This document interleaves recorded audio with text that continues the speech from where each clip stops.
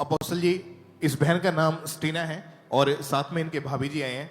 और ये बहुत ही अमेजिंग टेस्टमनी है कि जब इनकी अगस्त 2010 में शादी हुई तो उसके बाद जब इन्होंने और इनके हस्बैंड ने जब बेबी के बारे में सोचा तो ये बहन कंसीव नहीं कर पा रहे थे। उसके बाद सपनों में इनको गले सड़े डॉग्स, कुत्ते दिखाई देने शुरू हुए। और उसी टाइम जब कंसीव ना होने के बाद जब ये डॉक्टर के पास गए तो जब डॉक्टर से चेकअप किया तो पता चला कि इनकी दोनों फेलोपियन ट्यूब्स टोटली ब्लॉक्ड हैं। आप अपना नाम बताइए, आप कहाँ से हैं, आप क्या करते हैं? मेरा नाम स्टीना है और मैं जलंधर से हूँ। मैं बॉर्न क्रिश्चियन हूँ। तो मेरी शादी को 10 साल हो गए थे पर बेबी 15 साल कंसीव नहीं कर पा रही थी। आपके हस्बैंड, आप नॉन बिलीवर्स में आपकी शादी हुई? हाँ जी। आप क्रिश्चियन थे? हाँ जी। लेकिन नॉन बिलीवर्स में आपकी मैरिज हुई? हाँ जी। आपके हस्बैंड क्या करते हैं? वो उनका पर्सनल बिजनेस है। ओके। हाँ जी। 2010 में आपकी मैरिज हुई? हाँ जी। और आप कंसीव नहीं कर पा रहे थे? हाँ जी। और 2011 से आपने डॉक्टर्स को चेक करवाना शुरू किया? हाँ जी। वो पूरी स्टोरी आप बताओ खुल के थोड़ा। मैं 11 में डॉक्टर के पास जाना शुरू कर दिया। मेडिसिन खा रही थी तो कोई फर्क नहीं पड़ रहा था। फिर डॉक्टर ने फ्लोपियन ट्यूब टेस्ट की, HGS टेस्ट हुआ मेरा। फिर उन्होंने बोला कि ट्यूब बंद है और लेप्रोस्कोपी करनी पड़ेगी तो खुल जाएंगी ट्यूब्स। फिर मैंने लेप्रोस्कोपी कराई, उसमें पता चला कि मुझे दोनों ट्यूब में टीबी की प्रॉब्लम है। तो वो नहीं हो सकता था, कंसीव नेचुरल नहीं कर पा रही थी मैं। तो डॉक्टर ने बोला कि अब पॉसिबल नहीं है कि नेचुरल कंसीव करो, आपको IVF पर जाना पड़ेगा। कितने आप शहरों में गए हो, कितने डॉक्टर्स आपने चेंज किए? मैंने, आप जलंधर का कोई भी डॉक्टर का नाम लो जिसके पास मैं नहीं गई हूँ, मैं सबके पास गई हूँ। तो मुक्तसर में, मोगा में मैंने ट्रीटमेंट कराया। जलंधर का कोई डॉक्टर नहीं छोड़ा मैंने, कोई सरकारी, कोई वैद्य, कोई हकीम, कोई होम्योपैथिक नहीं छोड़ा मैंने। मेरा काफी लॉस हो गया। आप जिस परिवार की टेस्टिमनी सुन रहे हो, आपके हस्बैंड जो हैं वो सरकार में एक बहुत बड़े ओहदे के ऊपर हैं। हाँ जी। जो सेंटर की सरकार है वहां पे। हाँ जी। आप एक ऐसे परिवार की टेस्टिमनी सुन रहे हो कि आप लोग बोलते हैं ये तो अनपढ़ लोग हैं, तो गरीब लोगों की गवाही देते हैं। तो ये वो परिवार है जो आज सेंटर सरकार में है, एक बड़े ओहदे, बड़ी पोजीशन के ऊपर है। और 2010 में शादी के बाद 2011 से डॉक्टर्स को जाने के बाद 20-25 डॉक्टर्स, अलग अलग शहर, आपकी फेलोपियन ट्यूब्स ब्लॉक हैं, आपने उसका ऑपरेट जो भी करते हैं वो ट्रीटमेंट करवाया। वो टीबी हुई, 6 मंथ आपका ट्रीटमेंट चला, एग नहीं बने, ब्लॉक हो गई ट्यूब्स, नेचुरली आप कंसीव नहीं कर पा रहे थे। उसके बाद फिर क्या हुआ? उसके बाद फिर मैंने IVF कराया 2015 में, अपने नॉर्थ इंडिया के बेस्ट डॉक्टर से करवाया। तो फिर भी नहीं हुआ कंसीव। फिर मैंने 2021 में IVF करवाया। फिर मैंने एग डोनर से भी लिए, तब भी नहीं हुआ। तो फिर मैं लगातार चर्च के साथ जुड़ी हुई थी। मैं बॉर्न क्रिश्चियन थी, मैं चर्च तो जाती थी पर जीवित चर्च नहीं जाती थी। मैं 2017 से खामरा चर्च के साथ जुड़ी। फिर मैंने लगातार चर्च आना शुरू किया, मेडिसिन छोड़ दी, मैंने कोई मेडिसिन नहीं ली। फिर आप सब कुछ क्योंकि ले चुके थे, आप IVF लास्ट ट्रीटमेंट होता है, आपने वो भी करवा के देख लिया, आपने दूसरों के एग्स लेके भी आपने सब कुछ वो भी करवा के देख लिया, आपने डॉक्टर्स बदले, आपने मेडिसिन खाई, मेडिकल ट्रीटमेंट लिया, आपको लेप्रोस्कोपी जो भी आपको ट्रीटमेंट होता है वो आपने लिया। अब डॉक्टर कहना शुरू हो चुके थे कि कंसीव होना अब इम्पॉसिबल हो चुका है। हाँ जी, 2 बार IVF के बाद फिर बॉडी कंसीव नहीं कर पाती। और आपके हस्बैंड एक ऐसी संस्था के प्रेसिडेंट हैं जो समाज में हो रहे अत्याचारों के गलत कामों पर एक्शन लेते हैं, और वो सेंटर सरकार की ओर से प्रेसिडेंट हैं। और आप बेबी भी गोद लेना चाहते थे लेकिन कुछ भी आपकी लाइफ में नहीं हो रहा था और टोटल डिप्रेशन में आप जा चुके थे। हाँ जी। और आप दोनों, आपने लिखा, फ्रस्ट्रेट रहते थे। हाँ एक दूसरे को बुलाते नहीं थे। आप अपने हस्बैंड को बोलते थे कि आप सेकंड मैरिज कर लो, मेरे को बच्चा नहीं हो सकता। टोटल डिप्रेस, हर टाइम रोते रहते थे, डिप्रेस रहते थे। Yes father. तो मैं अपने हस्बैंड को बोलती थी, हम दोनों में काफी बॉन्डिंग अच्छी थी। मैंने अपने हस्बैंड को बोला चलो मेरी किस्मत में नहीं, आपकी किस्मत तो बेबी हो, आप जब बेबी आपके होगा तो मैं खुश हो जाऊंगी, आप दूसरी शादी कर लो। पर वो हर बार मना कर देते थे। वो कहते थे अगर ये मुझे प्रॉब्लम होती तो तू कर लेती क्या शादी। तो मैंने बोला कि नहीं, मैं तो नहीं कर सकती। तारीफ करो हस्बैंड के लिए। ओके। लोग क्या कहते थे, लोगों में आपका जो देखना था, लोग आपको किस निगाह से देखते थे? सोशली आपको कैसे रिसीव किया जाता था? क्या आपको आपने डिफिकल्टी फेस किया? फादर, लोगों को लगता था कि इनके पास सब कुछ है पर बच्चा नहीं है, ये किसके लिए बना रहे हैं, किसके लिए जोड़ रहे हैं। जो प्रेग्नेंट लेडी होती थी वो मुझे देख के छिप जाती थी। अपने बेबीज के फंक्शन पर मुझे इनवाइट नहीं करते थे लोग, मेरी मदर इन लोग को बुलाते थे, मुझे नहीं बुलाते थे। तब मुझे काफी हर्ट होता था इस बात से। तो मुझे मेरे फैमिली वाले बोलते थे कि अन्य जगहों पे जाने के लिए, पर मैं नहीं जाती थी। मैंने बोला कि हाँ, आपके खुदा देते होंगे, पर जब मुझे चाहिए वो मेरे खुदा से चाहिए। अगर नहीं देगा तो भी नहीं चाहिए मुझे। आपके हस्बैंड बच्चों के कपड़े टॉयज देखकर रोते थे जब वो ऐसे दुकानों से मैं करती थी फादर, मैं अपने हस्बैंड से पूछती थी कि हम कब खरीदेंगे, हम टिफिन कब लेंगे, हम टॉयज कब लेंगे, हम बच्चों के कपड़े कब खरीदेंगे। तो वो बोलते थे तू चर्च जाती है, प्रभु पर विश्वास रख, अपनी रिपोर्टें संभाल के रख, तू गवाही के साथ आएगी।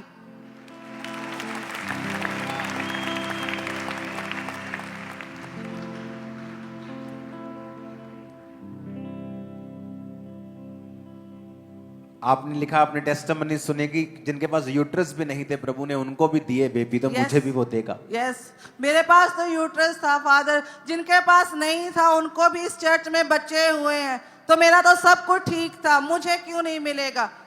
और उसके बाद अपोस्टल जी इन्होंने लगातार, आपको बड़ा दिमाग लगाने की भी जरूरत नहीं इस गवाही को सुनने के लिए। फैलोपियन ट्यूब से शुरुआत होती है, दोनों ब्लॉकेज। वो जो लेप्रोस्कोपी क्या होता है, एक तरह का ऑपरेशन करवाया हाँ जी, ऑपरेशन के साथ ऑपरेशन हुआ, उसके बाद टीबी हो गई। वो हिस्सा चलो अभी कहते हैं अपने इम्पॉसिबल है, आपका नेचुरली कंसीव करना इम्पॉसिबल। वो चीज ही अंदर से सूख गई है, वो चीज ही खत्म हो गई, एग नहीं बन रहे हैं। अब IVF कर लो, कुछ ऐसा कर लेते हैं। दूसरे के एग लेके 2 बार IVF, 15 में फेल हुआ, 21 में फेल हुआ। अब ये नहीं कि ट्रीटमेंट हमने मना किया, कभी मैंने IVF मना नहीं किया। अगर परमेश्वर ने एक टेक्नोलॉजी बनाई तो यूज करो, लेकिन कई बार परमेश्वर आपको ऐसे नहीं होने देगा। वो साबित करेगा कि वो जो चीज हुई है वो मैंने की है। अब ये आप उस टेस्टिमनी को सुन रहे हो जहां बेबीज, दवाइयां हो चुकी थी, ट्रीटमेंट हो चुके थे, 20 से 25 डॉक्टर, बेस्ट डॉक्टर्स, उसके बाद ऑपरेशन, उसके बाद मेडिकल ट्रीटमेंट, दवाइयां, उसके बाद IVF, उसके बाद 1 बार, फिर 2 बार, दूसरों से एग लेके भी IVF, कुछ भी काम नहीं किया। 24 नवंबर 2024 को Incoming voice call from Sibe Case Dikuria Ma. Special prayer हुई थी कि जिनके बेबीज नहीं हैं उनके लिए स्पेशल प्रार्थना हुई। इन्होंने उस प्रार्थना को रिसीव किया।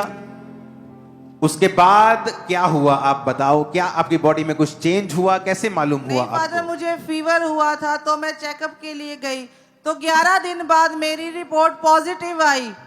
5 दिसंबर को मैं प्रेग्नेंट थी। हर ओह जीसस, अपोस्टल जी 14, आपने लिखा यकीन नहीं हो रहा था आपको? नहीं, मुझे, हम दोनों को नहीं यकीन हो रहा था फादर। जब मैंने आपको बुखार हुआ, आपको वैसे ही चली गई कि मुझे बुखार है, दवाई हाँ, लेने गई थी आप? हाँ जी। पर आपको प्रेगनेंसी टेस्ट कैसे कर दिया वो बुखार उन्होंने में? कहा कि आपके सिम्टम लग रहे हैं, हमें आप टेस्ट कर लो एक बार। आपके प्रेगनेंसी वाले सिम्टम लग रहे हैं, आप टेस्ट करो। हाँ जी। आपको यकीन था कि ये पॉजिटिव नहीं आएगा? नहीं नहीं फादर, मुझे तो, मैंने आस छोड़ दी थी। मैंने कहा अब जितनी बची कितनी है, बार आपने प्रेगनेंसी टेस्ट किया लाइफ फादर में? आप हिसाब ला लो, 15 साल में, हर साल में 12 महीने होते हैं। हर महीने में मैंने आस रखी। हर महीने टेस्ट करते थे? टेस्ट नहीं करती थी, आस रखती आस थी। रखते? हाँ, खुदा देगा, पर नहीं हुआ कुछ भी। 14 साल। हाँ जी। ओह जीसस। अच्छा, जब आपके टेस्ट पॉजिटिव हुआ, आपके हस्बैंड, आपका क्या रिएक्शन था वो मैं बताओ खुल के मेरे। हम दोनों को यकीन नहीं हो रहा था। मैंने अपने हस्बैंड को बताया, वो बाद में आए हॉस्पिटल मुझसे मिलने, तो पूछा क्या हुआ, मैंने बोला कि टेस्ट किया था तो रिपोर्ट पॉजिटिव आई है। तो हम दोनों गाड़ी में बैठ के इतना रोए। मेरे हस्बैंड ने मुझसे कहा आज मैं जिंदा हो गया, मैं जींदिया च हो गया स्टीना। मुझे विश्वास नहीं है। पंजाबी च क्या की क्या उन्होंने? मैं जींदिया च हो गया आज।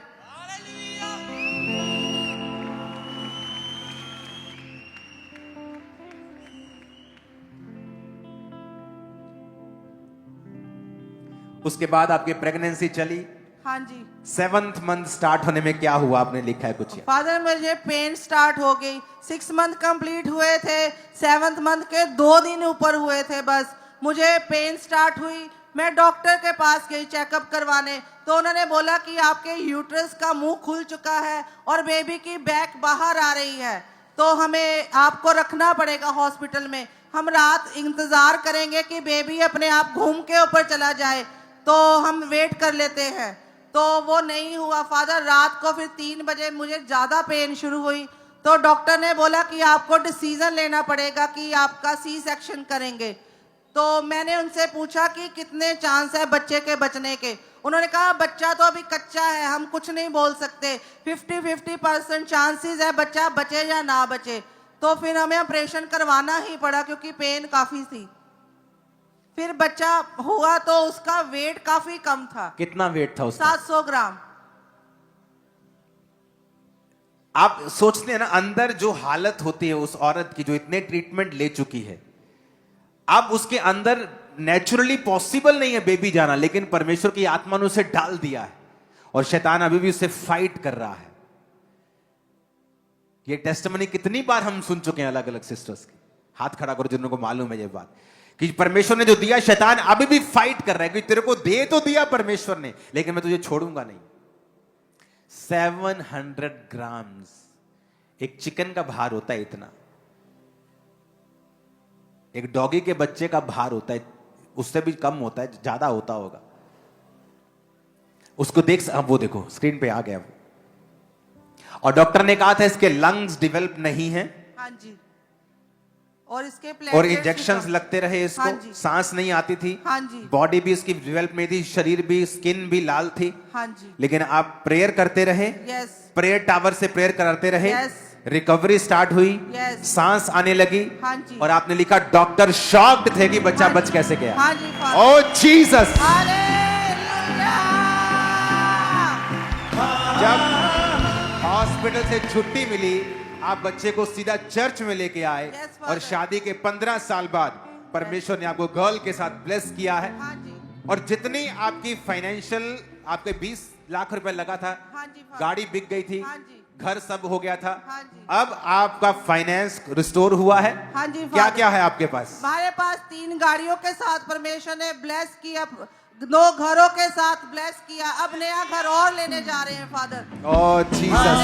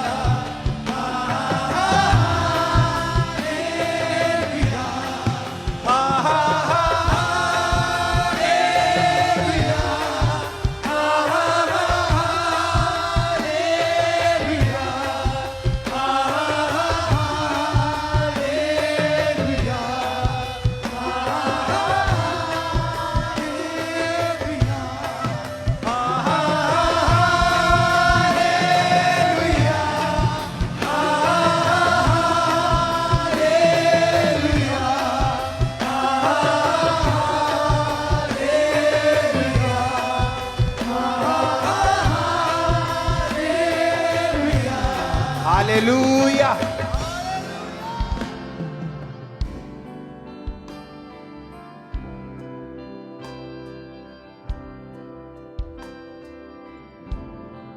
ये टेस्टिमनी एक प्रूफ है कि हमारा परमेश्वर जीवित परमेश्वर है।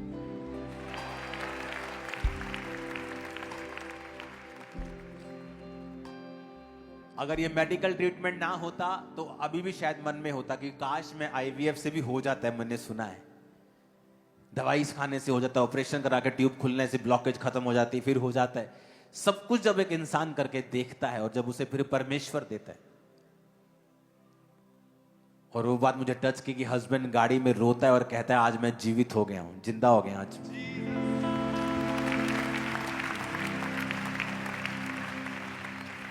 अपने हाथों को उठाओ, सब जन खड़े हो जाओ। हा हा